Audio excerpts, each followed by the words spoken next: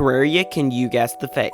This video will have a few rounds with 2 true facts and 1 fake fact, and it's your job to find the lie in each round. The rounds will get harder until the final round, which is the hardest. They're all based on Terraria 1.4.5, so let's get into the video. Round 1. First, the best tools in the game by far are the Luminite Drill, Chainsaw, and Jackhammer, which are all post-Moonlord.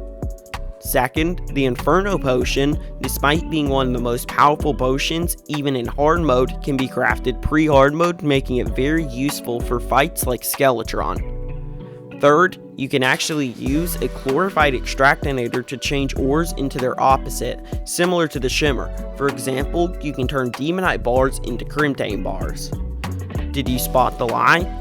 Inferno Potions can be crafted in pre-hard mode. Since the fish needed, the Flarefin Koi and Obsidian Fish, can be obtained in pre-hard mode despite being quite rare. You actually can use a Glorified Extractinator to convert ores, though it isn't very useful since it's only post-mech. The lie was there aren't Luminite tools. You can craft tools for each class pillar using Luminite, but there isn't a set of Luminite tools, weapons, or armor. Did you get that round? Round 2. First, every pillar has the exact same drop rate of its fragments with a 100% drop rate of 12 to 60 fragments. Second, not every wood sword in pre-hard mode does the exact same amount of damage. Third, every boss in the game has a dedicated summon item even if it isn't the intended way to summon it. Did you find the lie? First, every wood sword does do different damage. This includes all of pre-hard mode ones as well. Every pillar does have the same drops, each with a 100% chance to drop 12 to 60 fragments, even though I usually only get 12. The lie was that not every boss has a dedicated summon item. Nearly every boss does, but the apparent one that doesn't is Plantera. Now for round 3. First, Terraria worlds have 3 different difficulties, with classic mode being the easiest. Second, falling stars can deal 1000 damage to enemies they hit, allowing you to deal a big chunk of damage to bosses if you get lucky. Third, there are 39 slime variants if you include ones in pre-hard mode and hard mode. Did you find the lie?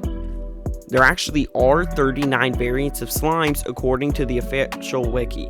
This includes different colors, biome variants, queen and king slime, and more. Falling stars do deal 1000 damage if it happens to hit an enemy. This is very rare but super useful during boss fights if you get lucky, though it cannot deal damage to the player. The lie was there are actually 4 different difficulties, with the easiest being journey mode, since you get a menu of cheats allowing you to change the difficulty, become invincible, change time, duplicate items, and more. Did you catch that lie? Round 4. First, the Princess NPC uses a very powerful magic weapon to defend themselves, and you can get it by killing them. You won't get it anywhere else. Second, there isn't an NPC that can spawn on the player's screen. They can move in and spawn off screen to the player, but not directly on screen. Third, the Pirate NPC has a cool shimmer transmutation, turning him into a ghost.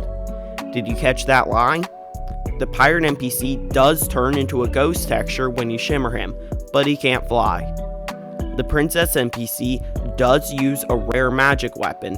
It has a 12.5% drop rate, which is pretty bad, but it's called the Resonance Scepter, and if you have the Princess in your next mage playthrough, I would recommend trying it out because it does a ton of damage. The lie was that there is an NPC that can spawn on screen.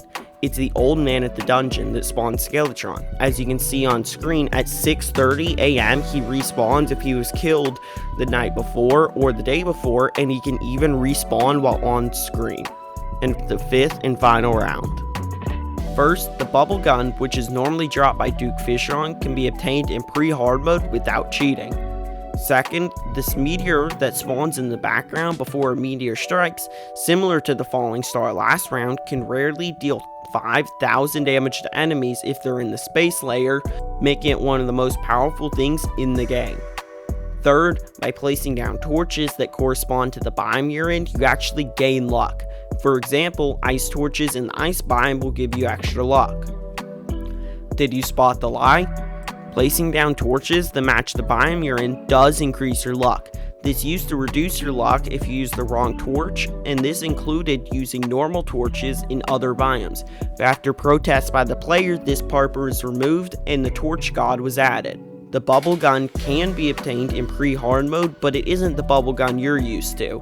You can find a downgrade version of the bubble gun in dungeon chests in the Fix Boy and Don't Dig Up special seeds, where the bubble gun is switched with the magic scepter, making the bubble gun do much less damage while buffing the magic scepter quite a lot, and it's dropped by Duke Fishron. The lie was that meteors can't actually deal damage. They just have an animation that plays in the background before a meteor strikes and doesn't even have a hitbox. Did you get that round correct? How'd you do? Comment your score down below and be sure to like and subscribe if you want more videos like this. If you have any ideas for more 2 Truths and a Lie videos, drop that in the comments, and if I use yours, I'll give you a shout out. If you want more rounds of 2 Truths and a Lie, click the link on the bottom left. The bottom right are beginner guides. The top left is what YouTube thinks you want to watch next. The top right is the subscribe button. Thanks for watching. Be sure to like and subscribe for more.